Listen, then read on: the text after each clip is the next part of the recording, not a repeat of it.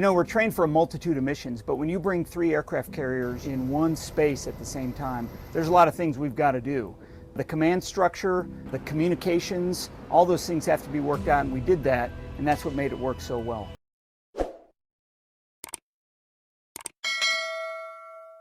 Thus, China began its war for the South China Sea. China's claims of South China Sea, SCS, ownership are illegal, but Beijing's hyper-nationalistic officials increasingly encourage its forces to attack U.S. Navy ships operating lawfully there. The People's Republic of China, PRC, appears to be calling for war, a war it may well get. But it is a war that will not stay confined to that body of water, and a war that could ultimately end with regime change in Beijing. China's claims of South China Sea, SCS, ownership are illegal, but Beijing's hyper-nationalistic officials increasingly encourage its forces to attack U.S. Navy ships operating lawfully there. The People's Republic of China, PRC, appears to be calling for war, a war it may well get. But it is a war that will not stay confined to that body of water, and a war that could ultimately end with regime change in Beijing. If the U.S. warships break into Chinese waters again, I suggest that 2 warships should be sent, one to stop it, and another one to ram it, said PLA Air Force Colonel Commandant Dai Zhu on December 8, 2018. Dai, president of China's Institute of Marine Safety and Cooperation, proposed these unprovoked acts of war in a highly publicized forum, at a conference sponsored by Beijing Global Times. A senior PLA Navy officer then called for the sinking of 2 U.S. Navy aircraft carriers to frighten the U.S. away from the SCS. In a speech on December 20, 2018, Rear Admiral Wo Yuan, the deputy head of the Chinese Academy of Military Sciences, asserted that the key for Chinese domination of the SCS lies in using ballistic missiles to sink the 2 carriers, killing as many American sailors as possible. What the United States fears the most is taking casualties, Wo said in his call to kill upwards of 10,000 U.S. sailors. We'll see how frightened America is, he said. Some might argue such belligerence from senior PLA officers does not reflect China's official policy or is simply information warfare, but these defenses are disingenuous. None of the senior officers has been publicly chastised by the PRC for inciting war, and the plan is engaging in increasingly dangerous actions across the SCS. On September 30, 2018, the planned destroyer Lancer drove within 45 yards of the USS Decatur as it crossed the bow of the American warship near the SCS Gavin Reef. The Decatur's commander averted collision only by deftly swerving to escape the Lancer's aggressive maneuverings. The U.S. Navy diplomatically called the Lancer's premeditated action unsafe and unprofessional, but it might more aptly be described as attempted murder. The plan, China's military-run Coast Guard, and its maritime militias have also threatened, and sank, Vietnamese ships, and has chased Philippine Navy and fishing fleets from Philippine waters. Taiwan plays a major role in Beijing's SCS calculus, as well.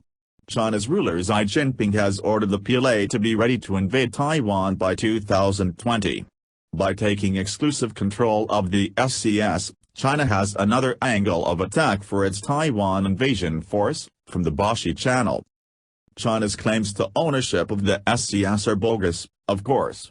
On July 12, 2016, the Permanent Court of Arbitration in The Hague released the arbitral tribunal's determination that China's claim to historic SCS rights, through its so-called 9-dash line, was illegal. But in Beijing's pursuit of Xi's great rejuvenation, control over this resource-rich, strategically vital global commons is apparently worth the war, a world war. Conflagration with unimagined consequences. The First World War offers a cautionary tale of how a seemingly minor incident can lead to global carnage, says former U.S. Lieutenant General Wallace C. Gregson. In 1914, during an era when war was considered illogical and unlikely, an itinerant worker killed Archduke Ferdinand and his wife, says Gregson. This violent act sparked an unexpected war of unprecedented carnage. More than 8 million died fighting the war, and perhaps 13 million civilians died as a result of the conflict. Four major empires, each bearing responsibility for the conflagration, collapsed: the Russian, Austro-Hungarian, German, and Ottoman. Today the South China Sea is the most dangerous area in the world, observed Gregson, a seasoned U.S. Marine Corps combat veteran. Hostile statements and aggressive actions create dry tinder, awaiting only a spark to burst into conflagration, with unimagined consequences. How, then, might China engineer violent confrontation in the SCS that would spark a conflagration of unimagined consequences, a new world war? 2019 retrospective, a shifting political environment. Through 2019, Xi Jinping continued to pursue his vision of the Great Rejuvenation to achieve unification of areas Beijing perceived as China's sovereign territory. His tools included aggressive political warfare and increasingly capable, overly confident military forces.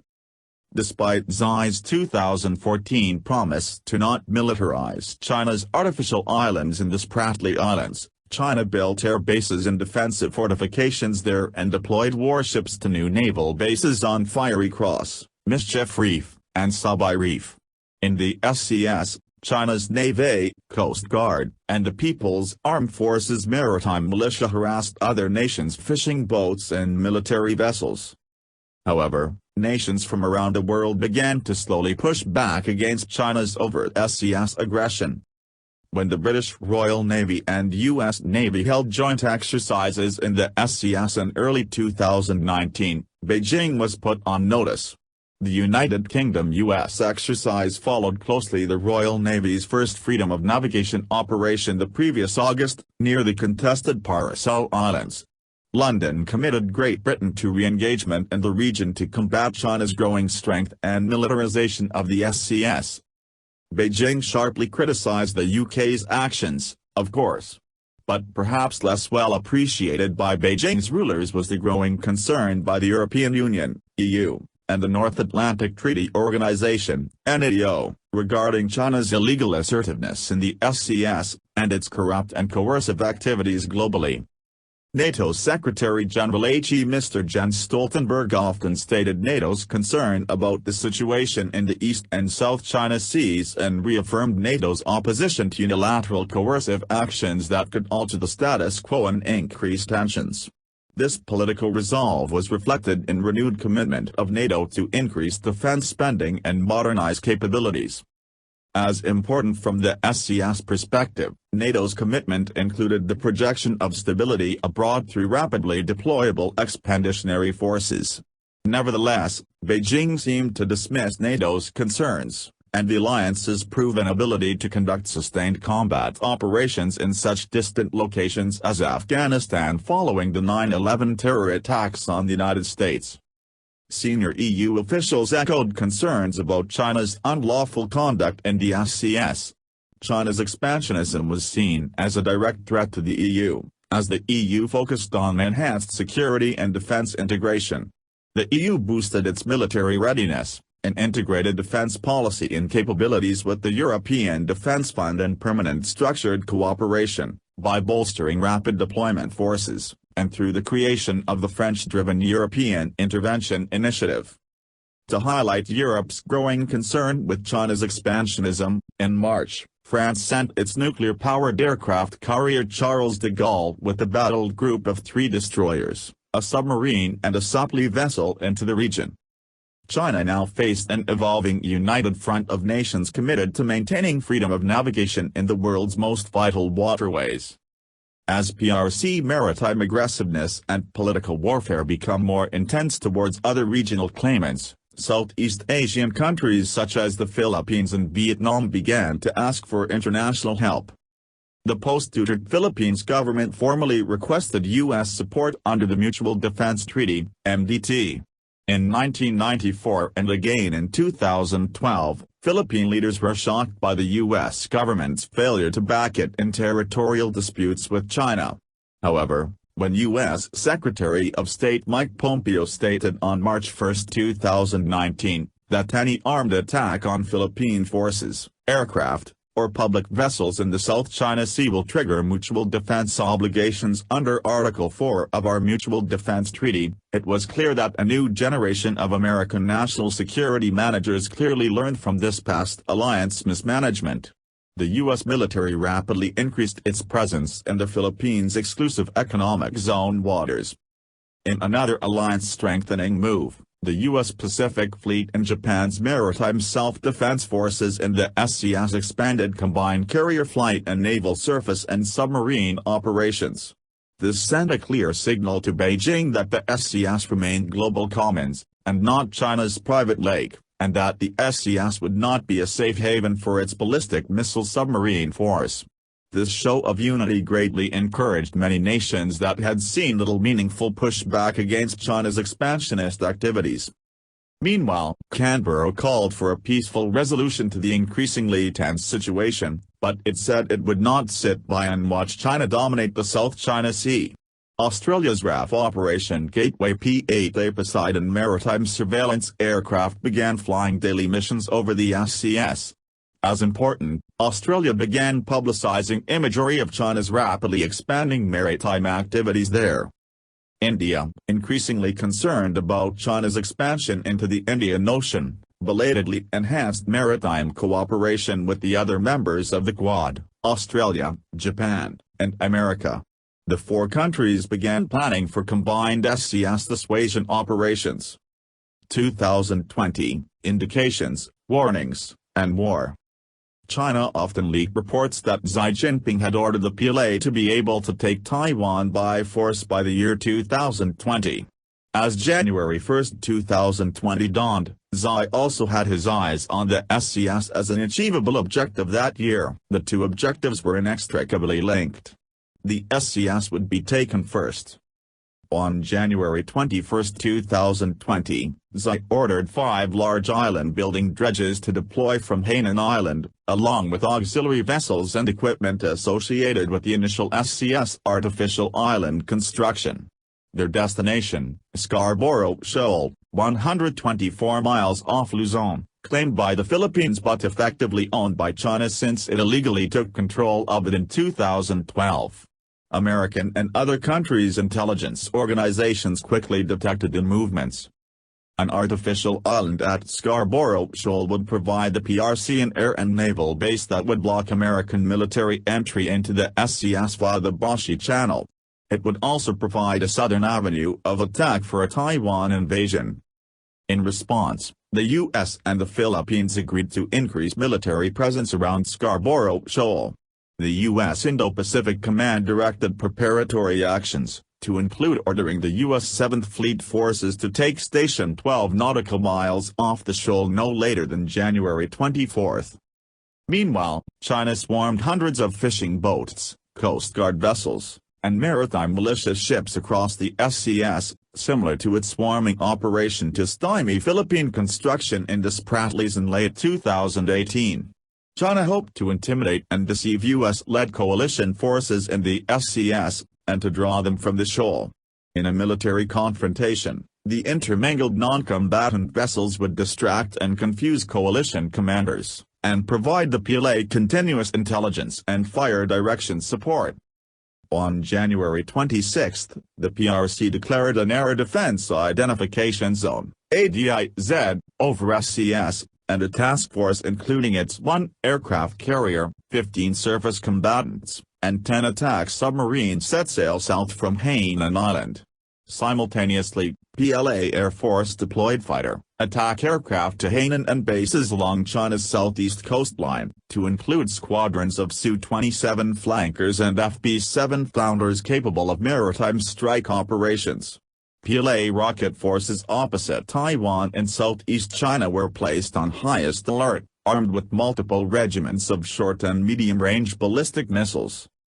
Russian naval and air forces in Far East Military District were placed at a heightened state of alert, at Beijing's request. Beijing and the Russian Federation conducted increasingly sophisticated military exercises together for nearly a decade. China hoped Russia's perceived possible military engagement would help dissuade the U.S. from fighting for the SCS. Although Russia sent back-channeled messages to Washington it would not engage in a fight for the SCS, the United States and Japan began contingency planning. Globally, Beijing orchestrated mass demonstrations and peace protests by its United Front organizations in major cities. Simultaneously, it accelerated cyber attacks and began sabotage operations in enemy countries to disrupt military operations and national-level decision-making processes. But Beijing's coercive deterrence and political warfare campaigns had already failed. Washington, having thrown off a nearly four-decade policy of appeasement towards China, prepared for military confrontation. With Japanese air and naval forces, U.S. forces assigned to Japan were ordered to heightened alert status. Additional combat aircraft were deployed to the region, and naval surface combatants were deployed to the southern Ryukyu Islands. Additional Japanese ground forces deployed to the Nansei-Shido area, equipped with anti-ship missiles. Well aware that hostilities in the SCS could fatally threaten Taiwan, Taipei placed its armed forces on highest alert as well, and began civil defense preparations. The U.S. Navy's forward-deployed aircraft carrier, the USS Ronald Reagan, sailed east of Okinawa with a battle group, and a second carrier battle group set sail from San Diego. 2 additional squadrons of F-22 stealth fighters were deployed to the Pacific, one squadron to Kadena Air Base on Okinawa and the other to Guam. Meanwhile, B-2 stealth bombers deployed to Guam. U.S. Marines quickly established a series of small island outposts and embarked on small amphibious platforms spread across the region. Armed with anti-aircraft and long-range anti-ship missiles, the Marines would contribute significantly to the coalition's SCS anti-access/area denial strategy. Army forces with similar capabilities began deploying from U.S. bases to Japan. On January 28, Beijing declared all of its coastal exclusive economic zones, EEZs, to be foreign military-free zones and defined all sea space inside China's declared 9-dashed line map to comprise China's blue sovereign soil. Beijing insisted no exceptions will be allowed to this unilateral maritime sovereignty designation. On January 29, the PRC initiated a virtual repeat of its September 30, 2018 Lanzhou USS Decatur incident. There were no illusions in Beijing about the consequences. There would be shooting, and casualties. But Zion's inner circle were confident the U.S. would back down as it had so often done in the past. If not, they were confident their forces would defeat the U.S.-led coalition forces if a battle ensued. No one in the Politburo seemed haunted by the ghosts of the Great War's nearly 22 million dead, or by visions of the shattered and forgotten Austro-Hungarian, Russian, German, and Ottoman empires. Like the assassination that sparked World War I, the incident that started the SCS war was simple, but violent. A PRC-flagged fishing ship, with a Chinese Coast Guard cutter escort, made a beeline track directly towards the USS Chancellorsville, a U.S. 7th Fleet guided missile cruiser. Despite the Chancellorsville's radio warnings to the Chinese ships that they were on a collision course, the 2 Chinese ships continued directly towards the U.S. ship. After attempting to evade the oncoming ships and exhausting all other peaceful options, the Chancellorsville fired 4 warning shots fired from its forward 5-inch gun. Within minutes, the PLA Navy guided missile destroyer Lanzhou, DDG-170, operating over the horizon some 100 nanometers away, fired a salvo of Fort YJ-62 long-range anti-ship cruise missiles. Thus, China began its war for the South China Sea. NATO immediately invoked Article 5 of the Washington Treaty and implemented military response options, to include immediate force deployments to the South and East China Seas in support of NATO's long-standing democratic partners there. The EU rapidly engaged as well, initiating consultations to invoke the Treaty on European Union, ostensibly for defense against Chinese aggression impacting France's Asia-Pacific territories. Globally, countries that hoped that they would never have to choose sides in a war between the US and China found it was finally time to choose sides. China had, in effect, begun World War III.